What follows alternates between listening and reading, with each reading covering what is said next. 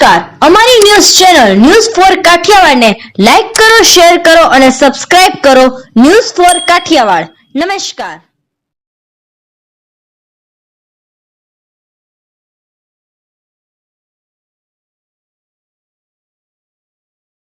જૂનાગઢ મહાનગરપાલિકાની ચૂંટણી અંગે થઈ રહેલ અટકળોને લઈને આજે જૂનાગઢના ડેપ્યુટી મેયર ગિરીશભાઈ કોટેચાએ મીડિયાને આ બાબતે પોતાની પ્રતિક્રિયા આપતા જણાવ્યું હતું કે જૂનાગઢ મહાનગરપાલિકાની ચૂંટણી સમયસર થશે અને આ બાબતે અમો રાજ્યના મુખ્યમંત્રીશ્રીને મળીને તેમની સાથે વાતચીત પણ કરી છે, એટલે ચૂંટણી સમયસર થશે અને ઓવરબ્રિજનું કામ પણ ટૂંક સમયમાં કરવામાં આવશે તેમ જણાવ્યું હતું. ત્યારે જોઈએ આ તમામ બાબતોને લઈને તેઓ શું કહી રહ્યા છે તે સાંભળીએ તેમના શબ્દોમાં.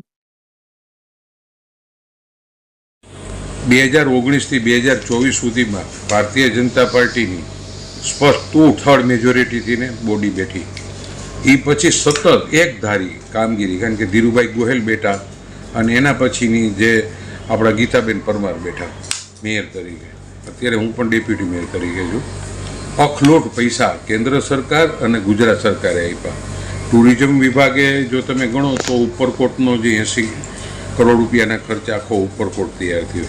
એ જ રીતે નરસિંહ મહેતાના તળાવના 65 કરોડ રૂપિયા દીધા. મકબરા 8-8 કરોડ રૂપિયાનો, જે અત્યારે એમ કહેવાય કે તાજમહેલ જેવો છે, જે કોર્ટની સામે છે.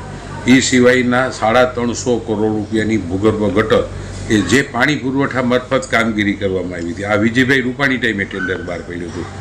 એ પછી પાછી 350 કરોડ રૂપિયા એના નળ જોડાણ માટે થઈને દીધા.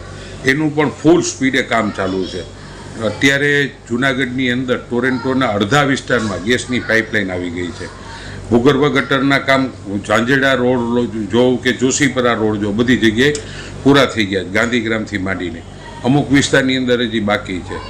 પછી તમે જો ઓમ ગણવા જાઓ તો આજે જ્યારે આ રોપવે બન્યો ત્યારે મોદી સાહેબે અને ઇવન વિજયભાઈ રૂપાણીના હાથે એનું ઓપનિંગ કરવામાં આવ્યું હતું. આનંદીબેન ટાઈમે 500 કરોડ રૂપિયાના ખર્ચે આખા એશિયાની મોટા મોટી મેડિકલ હોસ્પિટલ અને નરસિંહ મહેતા યુનિવર્સિટીની કામગીરી થઈ.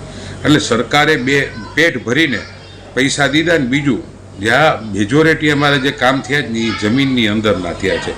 હવે જો તમે જૂનાગઢનો એક પણ રોડ તમને નબળો નહીં જોવા મળે. જેટલા પણ હાઈવે રોડ ગણો, જેટલા પણ મોટા મોટા અને અંદરના વિસ્તારનો હમણાં જ 248 કરોડ રૂપિયાના ખર્ચે કામ જે ટેન્ડર બહાર પાડો. અમે ચૂંટણી પહેલાં, લોકસભાની ચૂંટણીમાં આચારસંહિતા લાગે એના પહેલાં રાતને દિવસ કમિશનર અને બધા અધિકારીઓ અને પદાધિકારીઓ થઈ અને 248 કરોડ રૂપિયાના ટેન્ડર પણ બહાર પડી ગયા, વર્ક ઓર્ડર પણ દેવાઈ ગયા અને અત્યારે મેજોરિટી વિસ્તારમાં, અંદરના વિસ્તારમાં બધે કામ ચાલુ છે. હમણાં જ સરકારે જે 34 કરોડ રૂપિયા આપ્યા, એ 34 કરોડ જૂનાગઢ શહેરના 15 વોર્ડમાં વાપરવાના. એટલે એમાં અમે એવું કરીએ, ચારેય કોર્પોરેટરો કામ સૂચવવાના. બધાના ભાગમાં માની લે 1.5-2 કરોડ રૂપિયા સૂચવવાના આવે તો એ સૂચવવાના. એટલે પેટ ફાટી જાય એવડા કામ થયા. એમાં પણ 2 વર્ષ કોરોનાનો નીડો ધીરુભાઈ ટાઈમે, પણ છતાં પણ રાજ્ય અને કેન્દ્રની સરકારે જબરજસ્ત રીતે જૂનાગઢ, આ તો આપણી ભૂમિ, દત્ત દાતાર અને ગિરનારની આ ભૂમિ છે અને આ ભૂમિની અંદર જબરજસ્ત વાઇબ્રેશન, ઇવન મોદી સાહેબને પણ આ બાજુનું ખેંચાણ અને જેટલા પણ મુખ્યમંત્રી આવ્યા, હું કહું વિજયભાઈ રૂપાણી, આનંદીબેન પટેલ અને ભૂપેન્દ્રભાઈ પટેલે જૂનાગઢ પ્રત્યે એક અનોખો પ્રેમ છે. ટોટલ 1500 કરોડના કામમાંથી ને ટોટલ સમજો ને 1100 કામ હતા, એમાંથી 650 કે 700 કામ પૂરા થઈ ગયા છે અને બાકીના કામ બધા રનિંગ છે. સુમેર ટ્રીટેડ પ્લાન્ટ જોઈ લો, એક એક વસ્તુ તમને ગણાવું ને તો ટોટલ લગભગ 15 મોટી યોજનાઓના કામ અલગ અલગ ગ્રાન્ટ આવી. માની લો કે ભૂગર્ભ ગટરનું કામ છે તેના પૈસા અમે ક્યાંય વાપરી ન શકીએ. પાઇપ જોડાણનું, ભૂગર્ભ ગટર જોડાણના પૈસા દીધા એમ ક્યાંય બીજે ન હોય. સરકારે જ ટેન્ડર બહાર પડ્યા, સરકારે જ એની ડિઝાઇન બનાવેલી છે. એટલે આ કામ જબરજસ્ત રીતે છે. ખાસ કરીને અમારી 31મી જુલાઈ સુધીમાં ઇલેક્શન થઈ જવું જોઈએ અને નવા બેસી જવા જોઈએ. હમણાં જ અમે લગભગ 8 દિવસ પહેલાં મુખ્યમંત્રીશ્રીને મળ્યા હતા, કારણ કે જૂનાગઢે 41,000ની લીડ દીધી અને પ્રજાને ખબર છે. ઘણા ટીકા કરતા હોય સોશિયલ મીડિયામાં, કામ છે તેમ છે. ખરેખર જે મેઇન કામ થયા છે ને, ઓછામાં ઓછા 800 થી 1000 કરોડના કામ એ જમીનની અંદરના થયા છે.